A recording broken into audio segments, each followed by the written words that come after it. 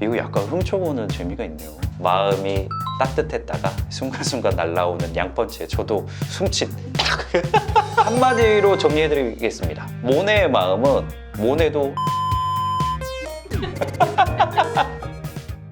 안녕하세요, 미양철 김명철 수의사입니다. 기다리셨던 바로 그 코너, 고양이 통역사로서 하악질하면서 밥 받아먹기가 특기인 그런 친구입니다. 대충 눈치채신 것 같은데 통역의 세계로 빠져보겠습니다.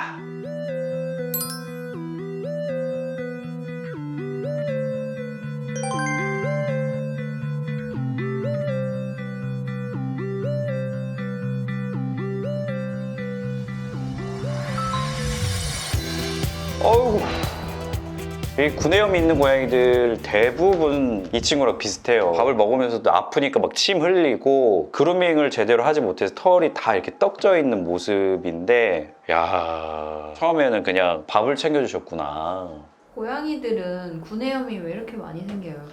이 구내염에 대해서는 아직까지 정확한 발생 기전에 대해서 밝혀진 바는 없습니다. 하지만 모든 개체에서 칼리시 바이러스가 확인이 됐어요. 그래서 이 구내염이라는 것도 어떻게 보면 자가 면역성 질환으로 볼 수가 있습니다. 뭔가 면역 과잉 상태인 거예요. 심지어 자기 치아까지도 면역 반응을 유발할 정도로 면역 체계에 어떤 변화가 생기면서 이런 구내염이 발생한 건 아닌가, 또는 길에서 생활하는 친구들이 영양 상태라던가 이런 부분이 안 좋잖아요. 그렇기 때문에 정상적인 면역 체계를 가지지 못해서 이런 부분에 자꾸 문제가 되는 게 아닌가, 요 정도로 추측을 하고 있습니다.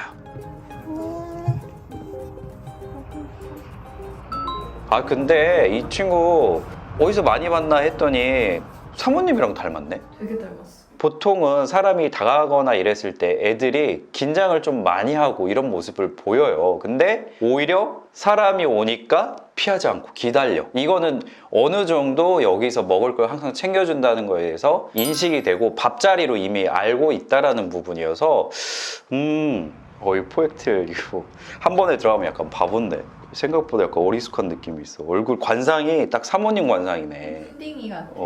괜찮아. 내가 안 잡힐 줄 알았는데 잡혔구나. 아니야, 괜찮아. 병원 가. 알겠어. 그래도 당일날 지금 포획트를 들어갔네. 애는 지금 긴장해서 핑크 코겠지만 너무 귀엽다. 이리 와. 아이, 따뜻해.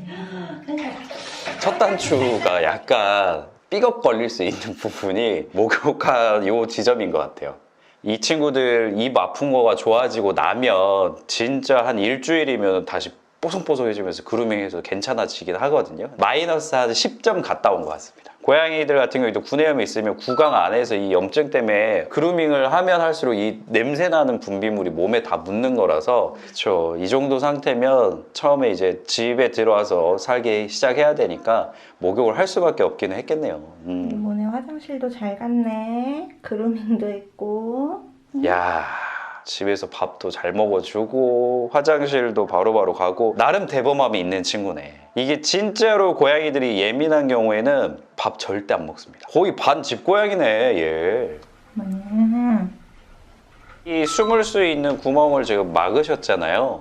이거는 괜찮아요. 긴장감 때문에 아예 처음에 대면하는 기회 자체가 안 생기는 경우가 많아서 쏙 자기 몸을 우겨 넣을 수 있는 숨는 공간은 이때 사람을 마주 볼 수 있는 상황들을 만드는 게 필요하거든요. 몇 군데는 막아두고 나서 교감을 시도하시는 것도 좋은 방법 중에 하나입니다.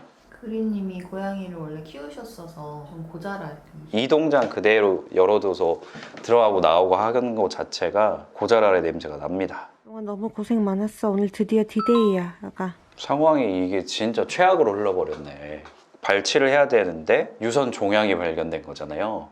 아, 고양이는 원래 유선 종양이 한 90%가 암이에요. 악성이에요. 중성화 수술을 첫 발정이 오기 전에만 하면 유선 종양 생기는 걸 90%까지 예방을 할 수 있는데, 일단은 지금 모네 같은 경우에는 중성화가 안 돼 있는 상태였으니까 유선 절제부터 하고 그 다음에 이 조직검사 보내서 암인지 암이 아닌지에 대해서 정확히 평가를 해야 되거든요. 사람으로 치면 이 유방 전체를 다 드러내는 수술을 하는 거예요. 수술하고 나서 통증 반응을 보면 이게 최고예요, 최고.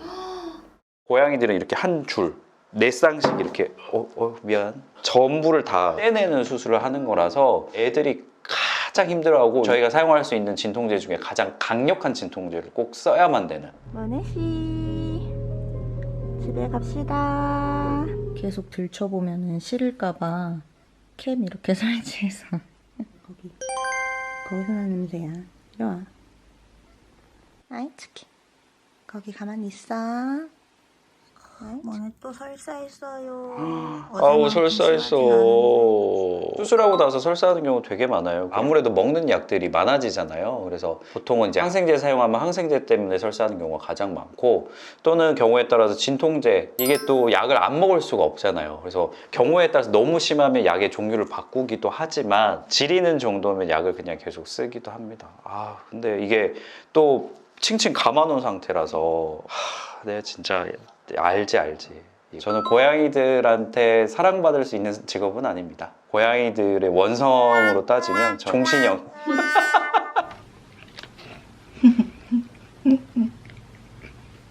잘 먹네. 좋은 게 싫은겨. 기본적으로 좋은 게 모네가 신기하. 식탐이 엄청 강하네요. 하악질하면서 추루 먹는 거는 길고양이 습성 그대로네. 왜 그런 줄 알아요, 이거? 너무 맛있고 좋기는 하지만 자기가 생각하는 그 안전 거리에 대한 부분이 아직 확실치가 않기 때문에 긴가민가 하면서 되게 스스로도 스위치가 막 왔다 갔다. 아이고, 그래도 품에 안겨서 이렇게 잘 수 있다는 거는 어느 정도 신뢰를 이미 하고 있다라는 건데, 근데 그게 싫은 거야. 자기가 항상 안 해봤던 거. 이렇게 수술하고 약 바르고 하면 애기 씨도 나한테 하악질 할 거예요. 아팠던 부분들이 다 치료만 된다라고 하면 느긋한 고양이가 되지 않을까. 근데 처음보다 진짜 뽀송뽀송해졌다. 이 뷰티 하시는 분이랑 같이 있으니까 깔끔해지고 예뻐졌네요. 제 손 뻗고 그루밍하고 있었어.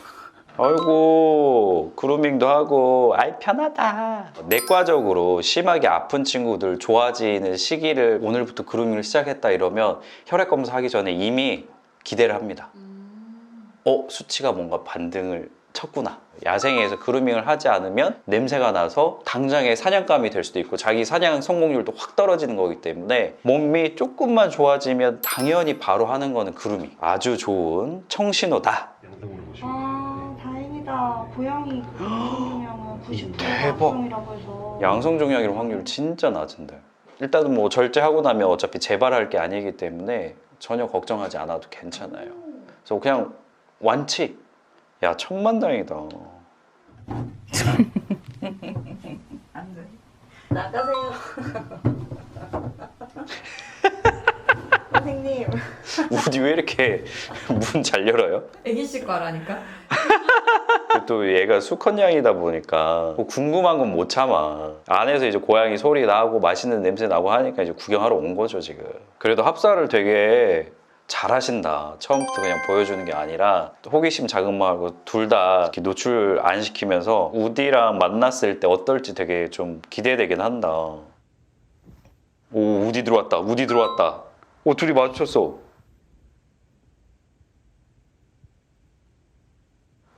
우디가 막 냄새 맡아. 양쪽 다 긴장감이 없네. 뭐야? 모네가 집에 온 지 되게 오래됐죠.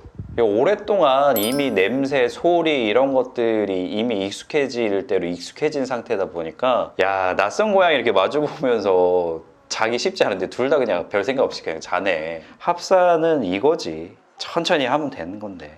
모네도 어떻게 보면 지금 아픈 것 때문에 예민한 부분이 있지만 되게 우디 못지않게 호전적인 성향인 것 같아요. 기본적으로 영역 내에서 서로 분쟁이나 이런 걸 겪었던 아이인데도 불구하고 이 고양이가 나를 해치지 않을 거라는 생각이 어느 정도 있어. 전혀 긴장하는 모습을 안 보이는 거죠. 오히려 긴장하는 모습을 보이면 둘 다 긴장해서 자기도 모르게 막 이 긴장한 하악질을 하게 되면 그게 이제 관계 마이너스 요소인데, 느긋하네. 오늘 왜 이렇게 얼굴이 많이 부었어?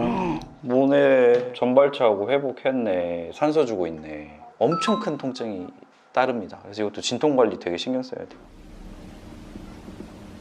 오, 밥그릇 넣어주는데 하악질 안 했어. 이게 전발차고 나면 한 3일째만 지나도 뭐랄까 심리적으로 되게 편안해지는 게 진짜 보여요. 밥 먹을 때도 훨씬 편하게 먹고 침 흘리는 게 확 줄거든요. 잘 먹는다. 고양이들은 밥 먹어주는 게 얼마나 고마운지 이거는 보호자들, 이제 집사들만 압니다. 네. 딱 깼는데 없어.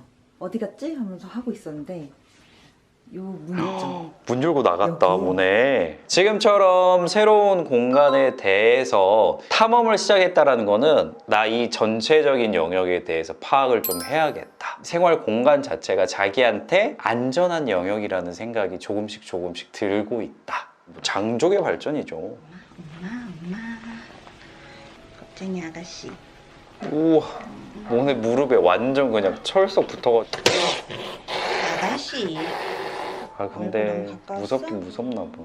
근데 얘가 알고 있는 세상에 너무 많은 부분들이 바뀌는 과정이라서 받아들이는데 시간도 필요할 수밖에 없어요. 모네 입장에서는 여러 가지 요소들이 다 하나부터 10까지 다 채워져야 안전하다는 느낌을 받아요. 10가지 요소 중에 단 하나라도 조금은 긴장되는 수상한 순간이 생기면 바로 돌변하는 거거든요.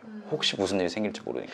되게 얌전히 있는 것 같고 아무 일도 아닌 것 같았는데 아이가 갑자기 화학질하거나 양봉치를 날릴 수도 있다. 그린님께서 잘 캐치를 하신 게 갑자기 가까이 가서 그랬나 보다라고 이야기를 하셨잖아요. 그런 작은 요소들이 모네는 아직까지도 의심이 드는 그런 지점인 거죠. 그래서 이런 식으로 하나씩 조금씩 풀어나가면 괜찮을 것 같습니다. 그리고 턱을 후드려야지만 워낙 또 그린님께서 타격감이 없으면 모네도 민망할 수 있어요. 예. 이 알쏭달쏭한 모네의 마음을 제가 좀 분석해달라고 하시는 대가님들께서도 꽤나 많았었거든요. 근데 정말 제가 한마디로 정리해드리겠습니다. 모네의 마음은 모네도 알쏭달쏭해. 편안한 순간들이 자꾸 늘어나고 있는 중이기는 하지만 자기도 모르게 순간순간 겁나는 상황 툭툭 튀어나오는 경우가 있어요. 그리고 자기가 화를 내고 나서도 자기도 약간 알쏭달쏭한 그런 지점들이 이제 남아있는 상태인데, 이런 부분은 모네가 몸이 아픈 것들, 가장 아팠던 이제 만성 구내염 부분이 이제 개선이 됐기 때문에 이런 요소들은 많이 좋아질 것 같고요. 제가 봐서는 우디도 휘어잡을 수 있을 것 같아요. 보는 내내 마음이 따뜻했다가 순간순간 날아오는 양펀치에 저도 숨칫 내가 타격감이 느껴지는데 탁! 그리고 이 영화가 여기서 끝이 아니잖아요. 앞으로 잘 지냈으면 좋겠다라는 생각이 듭니다. 이렇게 통역할 수 있는 기회를 주신 윤그림님께 다시 한번 감사의 말씀 드립니다. 대가님들, 오늘의 컨텐츠 유익하셨나요? 유익하셨다고요? 그렇다면 구독과 좋아요, 알림 설정까지 부탁드리겠습니다. 여러분, 그러면 다음 시간에 또 만나요.